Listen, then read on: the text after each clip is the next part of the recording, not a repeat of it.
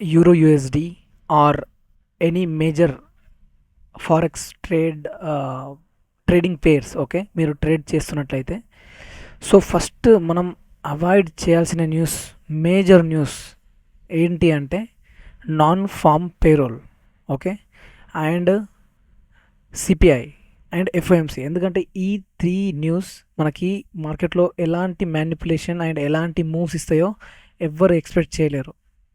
Okay, ఎటు side manipulation ఇచ్చి ఎటు సైడ్ ప్రైస్ ఎక్స్పాండ్ అవుతుందో ఈ న్యూస్లో మనం ఎక్స్పెక్ట్ చేయలేం.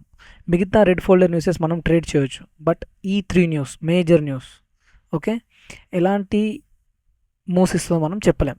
సో ఈ న్యూస్ చూడడానికి మనం యూజ్ చేసే వెబ్సైట్ ఏంటి అంటే forex factory.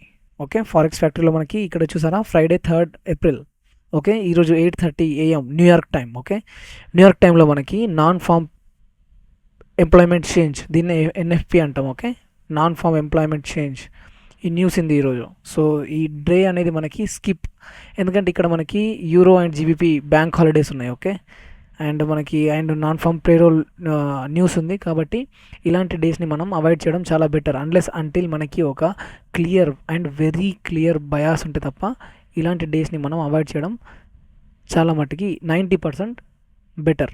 Okay, hope you like it.